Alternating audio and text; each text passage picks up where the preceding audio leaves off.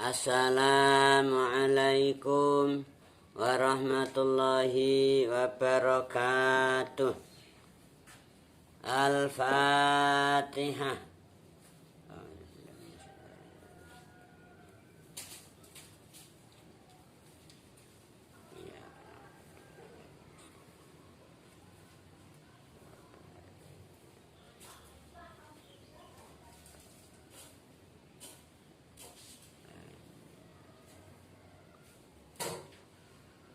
Alhamdulillah, kita dapat bermuajah kembali dalam majelis yang penuh berkah ini, insya Allah. Majelis kajian Tafsirul Jalalain. Insya Allah pada pertemuan kali ini kita akan kembali membacakan surat Al-Baqarah ayat 246, insya Allah. Baiklah, mari kita ikuti bersama pembacaan ayat dimaksud. A'udzu billahi minasyaitonir rajim. Qala Allah Ta'ala wa huwa astaqul qailin. Alam taro, apa ta ora weruh sapa sira ilal malai maring wong akeh ae al jamaah. Apakah Anda tidak tahu? Apakah kamu tidak lihat? Ini alam taro, namanya istifham. Istifhamnya litakjib, jadi istifham takjib wa tashwik. Istifham untuk menumbuhkan atau menciptakan rasa kagum, rasa ingin tahu. Namanya istifham takjib wa tashwik. Bukan berarti Allah itu ingin tahu, bukan. Allah itu sudah tahu apa yang semua yang diciptakan nih, semua yang terjadi ini ciptaan Allah. Jadi Allah tahu. Bukannya Allah ingin tahu. Alam taro, apakah kamu tidak tahu? Alam taro, apa ta ora weruh sapa sira ilal malai maring wong akeh. Kalau bahasa sekarang ya komunitas. Ilal malai maring wong akeh. Apakah Anda tidak tahu terhadap suatu komunitas dalam sejarah zaman dulu, mim Bani Israil, hale saking Bani Israil, yaitu keturunan Nabi Yakub, auladi Yakub, dzurriyyahnya atau turun-turunnya jeng Nabi Yakub itu dikenal sebagai Bani Israil. Mim ba'di Musa, saking sawuse Nabi Musa. Jadi setelah eranya zamannya Nabi Musa selesai, di sana ada generasi-generasi berikutnya Bani Israil. Nabi Musa zaman itu juga membimbing Bani Israil, membimbing putra-putra atau keturunan Nabi Yakub. Dalam sejarah Bani Israil ini hidupnya tertindas gitu loh. Mereka hidup tertindas, menderita. Hukum itu sangat tajam ke bawah, tapi tumpul ke atas. Rezimnya sangat zalim gitu loh. Zaman rezim Fir'aun, Masya Allah. Anak-anak Bani Israel lahir aja belum, itu sudah dikenakan undang-undang, yaitu hukuman mati. Lahir saja belum loh, sudah dikenakan undang-undang pasal 1. Nanti Bani Israel yang melahirkan cowok harus disembelih gitu loh. Lahir belum, udah dieksekusi, udah dijatuhi hukuman mati. Ya Allah, rezim yang sangat dolim. Undang-undangnya mengatakan gitu, semua Bani Israel yang melahirkan cowok maka itu anak harus disembelih. Tapi kalau cewek biarkan hidup. Hidup tapi nggak boleh menjadi PNS, nyalon jadi gubernur, jadi wali kota, jadi RT atau RW, nggak boleh. Itu ceweknya harus jadi budak gitu loh. Tapi kalau lahir cowok harus disembelih. Ya Allah, rezim sangat zalim begitu. Itu zamannya Fir'aun alaihi laknatullah. Jeung Nabi Musa belum lahir, sudah berlakukan undang-undang seperti itu. Ya Allah. Namun oleh Allah jeung Nabi Musa diselamatkan oleh Allah, enggak disembelih Fir'aun. Ceritanya dalam sejarah Nabi Musa itu ketika bayinya dibuang ke Sungai Nil. Malah temangsang, kesangkut di bawah pohon. Dan akhirnya ketangkap Satpol PP yang razia bayi-bayi. Ketangkap, langsung dibawa ke kerajaan. Dilaporkan ke Raja Fir'aun. Begitu sampai istana, ayo buka itu petinya. Siapa tahu itu ada bayi di dalamnya. Begitu dibuka, apa yang terjadi? Bayinya jeung Nabi Musa alaihissalam. Lihat itu cewek apa cowok? Begitu dilihat itu kelaminnya, ternyata cowok. Ayo sembelih, kata Fir'aun. Nggak peduli ini anak siapa, masa bodoh. Yang jelas dia cowok, sembelih. Ya Allah, rezim yang sangat zalim seperti itu. Kemudian oleh istrinya Siti Asiyah waktu itu memberi masukan, nasihat. Ampun Mbak, ampun. Bagaimana ini undang-undangnya nggak boleh tebang pilih gitu loh. Pokoknya bayi lahir cowok harus sembelih. Nggak peduli ini anak siapa, masa bodoh. Jangan Bah, kata istrinya. Kita ini kan belum punya anak gitu loh Bah. Kita sudah berumah tangga lama, belum dapat anak juga, belum dikarunia anak. Nanti siapa yang melanjutkan kerajaan kita Bah? Kita ambil anak aja, kita pungut anak. Kita angkat anak kita untuk nanti melanjutkan kerajaan kita, gitu loh Bah. Oh gitu nggih. Mantok itu Fir'aun mendapatkan masukan dari sang istri. Oh, oke kalau gitu oke. Nah akhirnya Nabi Musa bayinya waktu itu enggak disembelih Fir'aun, diselamatkan oleh Allah. Nah ini dalam sejarah Nabi Musa waktu kecilnya. Tapi ya gitu, Bani Israel tetap hidupnya tertindas. Di semena-mena hukum itu sangat tajam ke bawah, tumpul ke atas. Ya Allah, rezim sangat zalim seperti itu. Begitu Nabi Musa semakin gede, akhirnya juga mencapai remaja. Ternyata Nabi Musa juga ada indikasi itu ceritanya.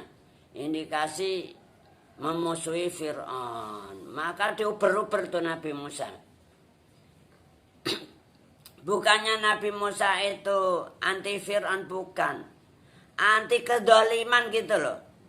Yang dimusuhi itu bukan Fir'aunnya, bukan kerajaannya, tapi kedolimannya. Tidak adil itu loh dalam melaksanakan pemerintahannya. Ya Allah, maka akhirnya Musa berjuang untuk menegakkan keadilan, untuk menghilangkan kezaliman.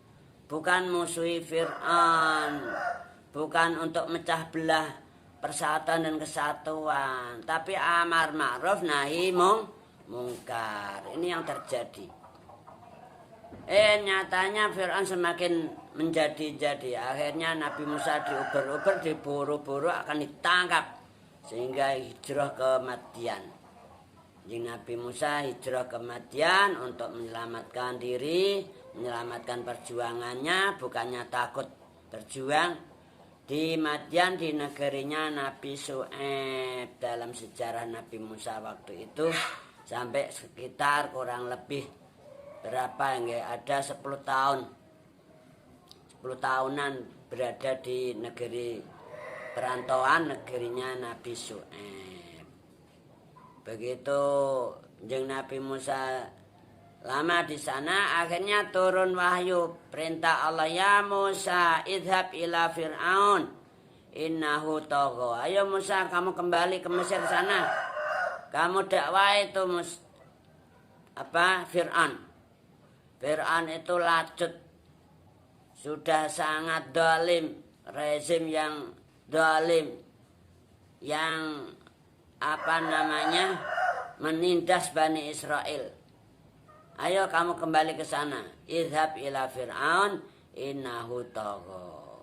Nah, karena mendapatkan tugas untuk kembali ke negerinya, yaitu Mesir, ya akhirnya pulang ke Mesir dan menyampaikan perintah-perintah Allah, amar ma'ruf nahi mungkar. Tapi ya begitulah, selalu diuber-uber, selalu dimusai. Jeung Nabi Musa juga laskar-laskarnya, para pendukungnya dimusai Fir'aun gitu loh. Orang kalau berjalan dalam garis lurus begitu. Sepanjang sejarah para nabi, para rasul, tugasnya juga dakwah, amar ma'ruf nahi mungkar. Tapi selalu dimusai, diuber-uber, dibenci. Akhirnya Nabi Musa juga gitu, ingin dihabisi oleh Fir'aun, juga berlaku. Akhirnya ada undang-undang yang terkini, undang-undang yang baru. Ayo Musa harus dihabiskan, dihabisi gitu loh. Bubarkan itu persatuannya. Nah, itu ingin mecah belah persatuan dan kesatuan itu. Nah, begitulah sejarah para nabi, para rasul. Kalau sekarang terjadi juga, orang yang para ulama, para habaib yang menegakkan amar ma'ruf nahi mungkar untuk memerangi kezaliman, ketidakadilan, ya sama juga dioper-oper gitu loh, dibunuh, dipantai, santrinya lah ditembaki gitu loh. Ya Allah, pondoknya harus digusur, persatuannya dibubarkan. Ayo bubarkan itu, kembalikan itu lokasinya digusur, itu milik negara. Negara nggak boleh kalah. Ya Allah, astagfirullahaladzim. Begitulah sejarah para nabi, para rasul. Fir'aun juga gitu. Kita nggak boleh kalah. Musa harus dihabisin, semua laskarnya harus dihabisin semua. Nah, ini akhirnya terjadi undang-undang, peraturan terkini, undang-undang dibikin-bikin gitu loh, untuk menghabisin, untuk menjerat kelompok-kelompok yang dianggap radikal loh. Nabi Musa dianggap radikal. Kalau bahasa sekarang ya gitu, radikal, intoleran, ingin mecah belah persatuan dan kesatuan dan lain sebagainya. Begitulah perjuangan para nabi, para rasul. Begitu juga para penerusnya.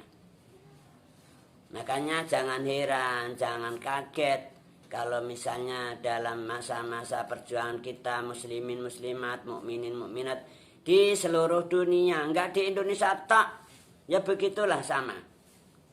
Begitulah perjuangan. Namanya perjuangan tuh harus menghadapi tantangan dan rintangan.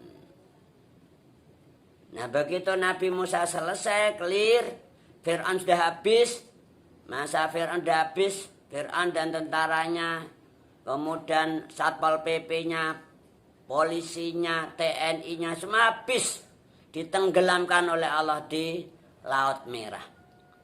Nabi Musa berlanjut bersama kaumnya untuk menjalani tugas amar ma'ruf nahi mungkar. Tapi namanya manusia nggak ada yang abadi, ada batas akhirnya, gitu loh. Setelah masa eranya yang Nabi Musa selesai, datanglah era-era berikutnya. Di sana ada banyak nabi-nabi tapi bukan rasul. Setelah Nabi Musa ada nabi yang pertama Yusha. Ini sepeninggal Nabi Musa, Yusha ibn Nun. Kemudian berikutnya Nabi Kalib. Berikutnya lagi setelah era itu ganti khalifah atau penerus nggih. Penerus. Jadi selanjutnya ada khilafah atau penerus setelah Nabi Musa, yaitu Nabi Yusha ibn Nun. Khilafah Yusha ibn Nun sudah selesai, lanjut Nabi Kalib. Nabi Kalib selesai, Nabi Hizkil. Nabi Hizkil selesai, Nabi Ilyas. Nabi Ilyas selesai, Nabi Ilyasa. Begitu seterusnya. Ada khalifah-khalifah berikutnya yang melanjutkan amar ma'ruf nahi mungkar, masih melanjutkan syariatnya Nabi Musa, masih pakai kitab Taurat. Dan ini khalifah-khalifah tersebut yaitu Yusha ibn Nun, Kalib, Hizkil, Ilyasa selalu konsisten melaksanakan perintah-perintah Allah dengan sebagaimana mestinya. Nah, setelah era itu empat khilafah, yaitu sudah berapa tahun itu? Sudah ratusan tahun lebih. Kemudian muncullah setelah itu Imalakoh. Imalakoh yaitu keturunan Raja Amlik. Ini mulai banyak raja-raja yang zalim, yang termasuk kategori rezim yang zalim, melaksanakan hukum itu tajam ke bawah, tumpul ke atas, kanan kiri tumpul, kalau ke bawah tajam, zalim gitu loh. Sehingga Bani Israel berikutnya tertindas terus. Hidupnya itu dalam sejarah Bani Israel itu mengalami penderitaan, derita demi derita, tertindas. Ya Allah, ini sejarah Bani Israel. Belum ada negara Israel, itu belum ada. Israel itu keturunan etnis gitu loh, keturunan dari Nabi Yakub. Nabi Yakub punya nama Israel. Isra artinya Abdul, Il artinya Allah, Abdullah. Jadi Nabi Yakub ini punya nama Israel. Sehingga zuriyahnya, turun-turunnya dikenal dengan Bani Israel. Dalam sejarah Bani Israel ini sering menghadapi hidup yang menderita, tertindas. Sampai pada era Nabi siapa itu, setelah masa-masa Amalokah, yaitu raja-raja keturunan dari Raja Amlik. Keturunan Raja Amlik ibnu Ad. Ini posisinya atau lokasinya di sekitar Baitul Muqaddas, yaitu tepatnya di Palestina. Di sana kerajaan Imalokah tadi keturunan dari Raja Amlik ibnu Ad. Ini mulai rezim yang namanya yang zalim, yang ngakunya gitu loh, kalau belum jadi pemimpin ya mohon doa restu pangestu pada ulama-ulama. Begitu jadi ulama dimusai, habaib dimusai gitu loh. Jadi para Bani Israel itu ibaratnya ya habaib gitu loh, keturunannya Nabi Yakub. Dimusai, diuber-uber.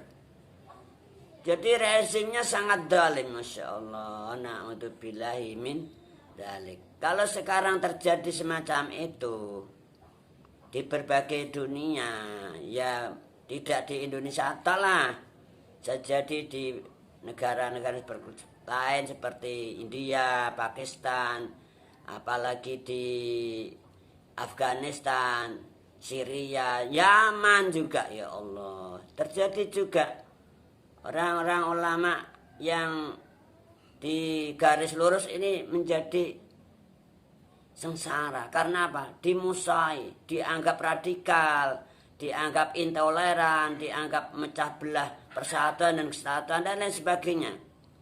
Padahal bermaksud enggak itu untuk menghilangkan kedoliman, ketidakadilan. Bukan musuhi negara, bukan musuhi rezim, musuhi ketidakadilan, kedoliman. Ini yang terjadi.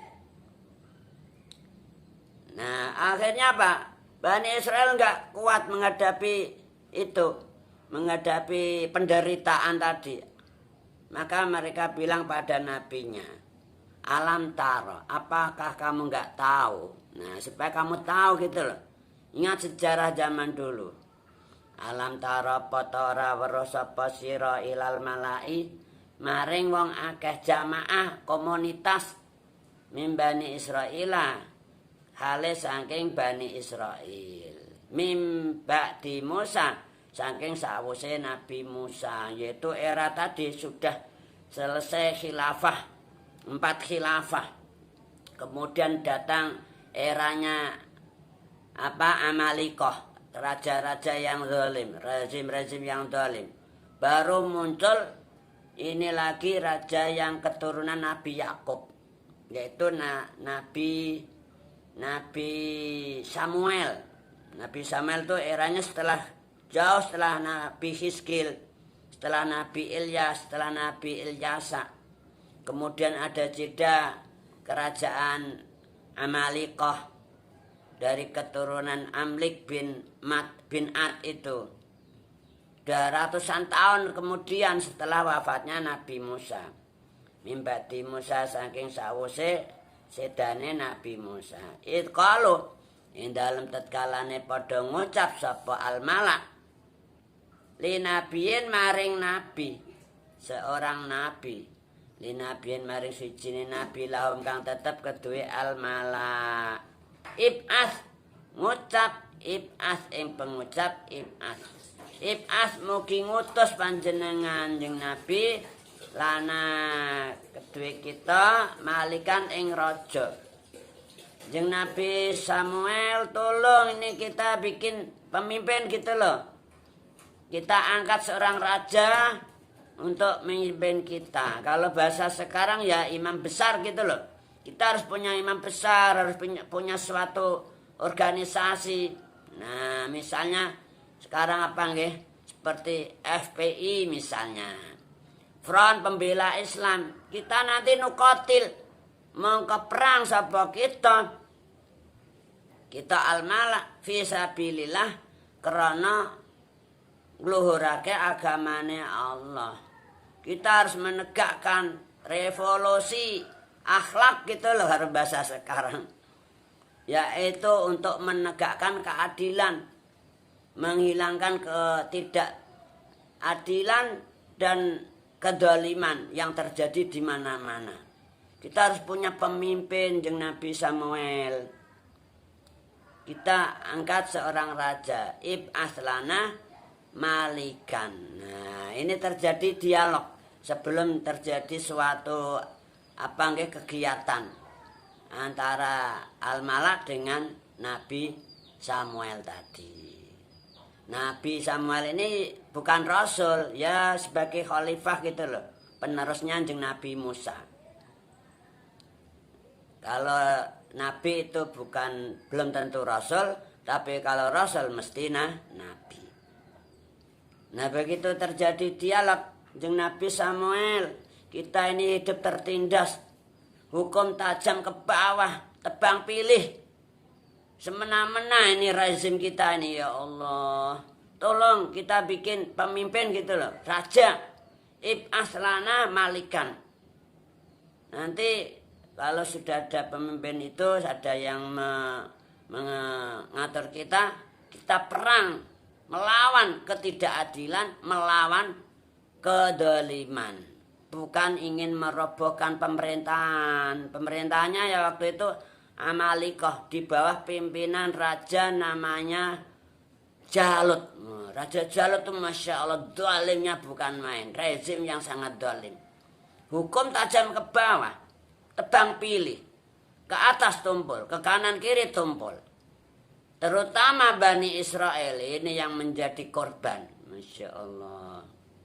Mengganjeng Nabi Samuel kita bikin seorang pemimpin raja gitu loh. Nukotil mongko perang.